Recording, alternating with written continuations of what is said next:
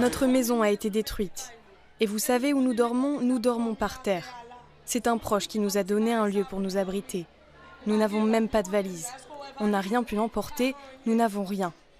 Je suis une femme, j'ai été violée à l'âge de 16 ans. Rolette Jean fait partie des 3000 habitants qui ont dû fuir le quartier de Carrefourfeuille face à la violence des gangs. Des groupes armés qui contrôlent désormais près de 80% de la capitale haïtienne et ont fait de nombreuses victimes, sans rencontrer de réelle résistance d'un État aux abonnés absents. Haïti, pour la seule année 2023, compte plus de 2400 morts. Donc, c'est une comptabilité qui nous rapproche des fronts les plus chauds de la planète. Il faudrait presque comparer Haïti à l'Ukraine, qui est un pays qui subit une invasion étrangère totalement injustifiée. Nous, c'est un ennemi intérieur qui est en train de gangréner l'État. À la violence des gangs s'ajoute la crise alimentaire et la précarité. La moitié de la population d'Haïti est touchée par une grave insécurité alimentaire et 59% d'entre elles vivent sous le seuil de pauvreté. 5,2 millions d'habitants auraient besoin d'aide humanitaire. Comment ce pays, première république noire au monde en 1804, après s'être révolté contre les colons français, en est-il arrivé là?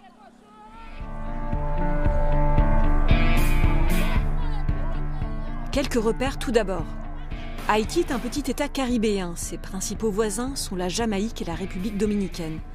Il compte 11,5 millions d'habitants et c'est dans sa capitale Port-au-Prince que se concentre la guerre que mènent les gangs à la population. Tout a été brûlé, même l'argent de mon loyer. Je n'ai plus rien. L'État nous a abandonnés. On a besoin de sécurité, d'argent, d'endroits pour habiter parce qu'on est à la rue. J'ai besoin d'un travail pour subvenir à mes besoins. Un sentiment d'abandon largement partagé face à un État dont les liens avec ces gangs de narcotrafiquants sont bien connus. Des liens qui remonteraient à la dictature Duvalier, active entre 1957 et 1986. C'est depuis la dictature de François Duvalier et son fils Jean-Claude Duvalier que les acteurs politiques haïtiens au pouvoir et aussi l'élite économique du pays auraient utilisé des groupes criminels pour consolider leur position ou leurs activités, pour contrôler des zones urbaines clés pendant les élections, pour réprimer la dissidence politique ou sociale et aussi de s'assurer un contrôle sur des monopoles économiques.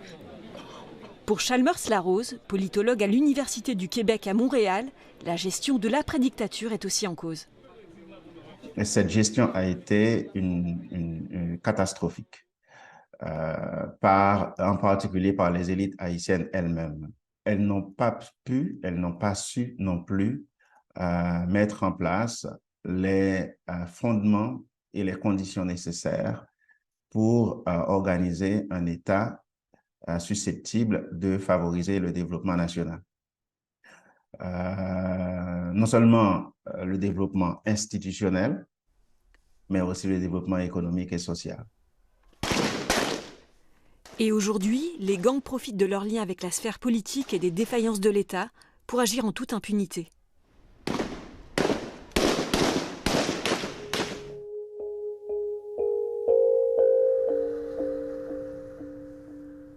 La crise que traverse Haïti est accentuée par les catastrophes naturelles qui ont entravé son développement. 96% de la population est exposée à ce type de risque. On se rappelle l'ouragan Matthew en 2016. Et les séismes de 2021 et surtout de 2010. Ce dernier a fait 250 000 victimes et il a causé des pertes estimées à 7,8 milliards de dollars, ce qui représente 117% du PIB de l'époque. Ces dégâts ont également freiné la croissance économique du pays, qui n'a pas suivi la forte croissance de la population. À cela s'ajoute, selon Jean-Marie Théodat, un manque d'investissement et de soutien à l'agriculture. Et, depuis une trentaine d'années, la concurrence déloyale des importations alimentaires étrangères.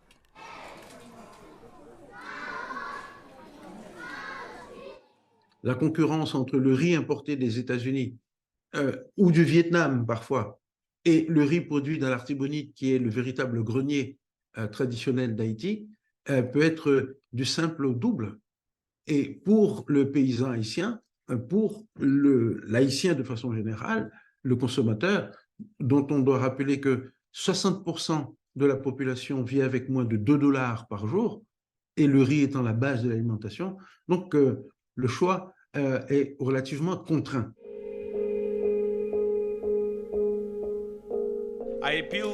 J'appelle tous les membres du Conseil de sécurité et tous les pays contributeurs potentiels à agir maintenant pour créer des conditions du déploiement d'une force multinationale pour aider la police haïtienne. Je répète, nous n'appelons pas à une mission militaire ou politique des Nations Unies. Si le secrétaire général des Nations Unies insiste sur une intervention multinationale mais non onusienne en Haïti, c'est que les missions passées de l'ONU ont laissé un goût amer sur place. Il y en a eu 2. Entre 1993 et 1996, la MINUA, puis de 2004 à 2017, la MINUSTA. Les casques bleus ont apporté le choléra en Haïti et commis des violences sexuelles sur des femmes et des enfants vulnérables. 2 missions qui ont de plus échoué dans leur objectif de stabiliser le pays. Il y a eu une certaine réponse provisoire à la situation, étant donné que, il y a eu une certaine paix provisoire, la paix des rues, provisoirement. Mais la question politique, qui est le nœud de l'instabilité, n'a pas été réglée. Si une intervention multinationale devait avoir lieu en Haïti, il faudrait donc tirer les leçons des échecs précédents, marqués par le renforcement de la dépendance du pays à l'aide internationale et le manque de coordination avec les acteurs locaux. Cela veut dire concrètement un appel aux organisations, aux sociétés, aux associations, et à tout ce qui, au sein de la société haïtienne, justement, a été la contrepartie de l'absence d'État. Avant d'aller vers l'avant, retour en arrière. Le 7 juillet 2021, le président haïtien Jovenel Moïse était assassiné chez lui par un commando armé. Aucune élection n'a eu lieu depuis et le Premier ministre Ariel Henry, nommé par le président juste avant sa mort, est toujours en poste. Le pays se trouve donc dans une impasse politique. C'est important pour les États-Unis et d'autres acteurs qui ont soutenu Ariel Henry jusque-là à mettre une forte pression sur lui pour qu'il accepte un nouveau gouvernement de transition. Un gouvernement de transition chargé de remettre le pays sur les rails, en attendant que l'amélioration de la situation sécuritaire permette une élection, synonyme d'une nouvelle direction politique en Haïti. Le gouvernement de transition, c'est de donner une direction pour qu'un gouvernement définitif puisse venir avec un programme un programme sanctionné par le peuple et qu'il va appliquer, un programme de réforme. Aujourd'hui, Chalmers Larose place ses espoirs dans la jeunesse. Et dans la capacité des Haïtiens à surmonter les épreuves, aussi nombreuses soient-elles. Ce qui me donne des raisons d'espérer, c'est que c'est un vieux pays. C'est un pays qui a été mis sur pied dans des conditions exceptionnelles. Donc, ça veut dire qu'il y a une force de résistance, de caractère et de dignité qui sont essentielles à accomplir des exploits. Un vieux pays résolument tourné vers l'avenir.